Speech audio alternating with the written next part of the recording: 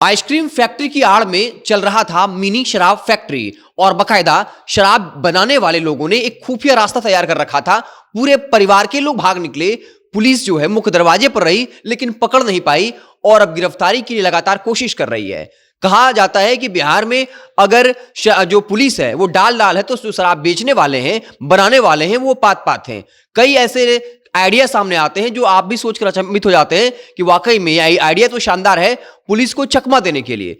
पूरी कहानी क्या आपको बताएंगे, उससे पहले औपचारिकता के बता दूं कि मेरा नाम है हिमांशु कुमार और आप देख रहे हैं जनता जंक्शन।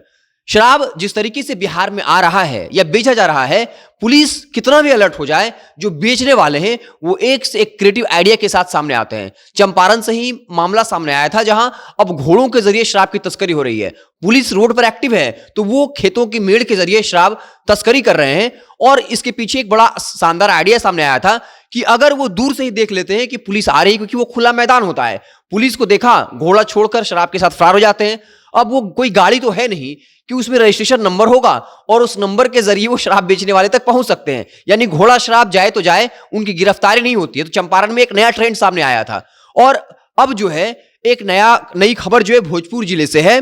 पीरो अनुमंडल तरारी थाना पुलिस ने सेदहा गांव में छापेमारी की। गुप्त सूचना मिली थी कि जो मिनी कह सकते हैं आइसक्रीम फैक्ट्री है, वहां पर आइसक्रीम नहीं बनता है बल्कि वहां पर जो है शराब बन रहा है। और पुलिस जब वहां छापेमारी करने पहुंचती है तो कई किलो जो है, कई लीटर जो है वहां शराब मिलता है।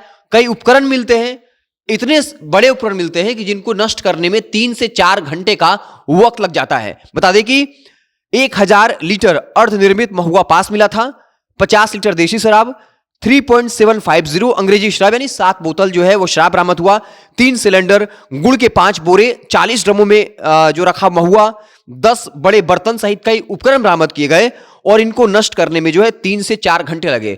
आरोपी जो है गर्मी के दिनों में आइसक्रीम फैक्ट्री चलाता था और उसी की आड़ में जो है वहां शराब बनता था और पुलिस को गुप्त सूचना मिली, यानी गांव के लोगों ने ही थाने में कह दिया होगा कि फलां जगह शराब बन रहा है। पुलिस छापेमारी करने पहुंचती है लेकिन एक भी उससे जुड़े किसी शख्स को गिरफ्तार नहीं कर पाती है। छत के रास्ते एक ऐसा रास्ता तैयार होता है जिसके बारे में पुलिस को पता नहीं होता है और सारे शराब बनाने वाले लोग या उनके परिवार के लोग कह लीजिए वो फरार हो जाते हैं और पुलिस का हाथ जो है वो खाली रह जाता है। और अब जो है उन लोगों की गिरफ्तारी के लिए पुलिस जो है वो हाथ पैर मार रही, लेकिन अब तक कोई पकड़ में नहीं आया है। हालांकि बाकायदा इस पूरे मसले को लेकर अंचलाधिकारी को मजिस्ट्रेट बनाया गया, उनके सामने में पूरे मकान को सील कर दिया गया और अब जो आरोपी हैं उनकी पकड़ जो है वो जारी है। शराबबंदी के बारे में कहा जाता है कि शराबबंदी की वजह से बिहार में लॉ एंड ऑर्डर जो है मुश्किल में पड़ता जा रहा है।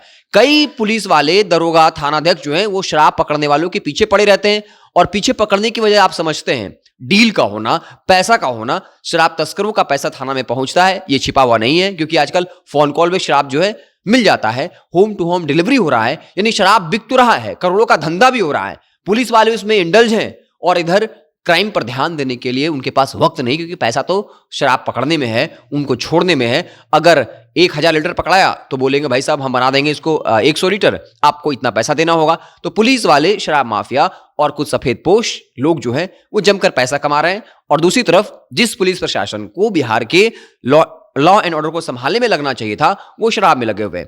इस खबर को हमने इसलिए बताया कि किस तरीके से जो शराब बनाने वाले लोग हैं बाकायदा वो रास्ता तैयार रख देगा। छापेमारी हो भी गई तो हमें कैसे भागना है और एक से क्रिएटिव आइडिया लेकर आते हैं शराब बेचने वाले, जिसके बारे में पुलिस को भी उस आइडिया के बारे में तब पता चलता है जब वो छापेमारी करती है और जब इस तरह का मामला सामने आता है। देखते रहे जनता जंक्शन। बहुत बहुत धन्यवाद।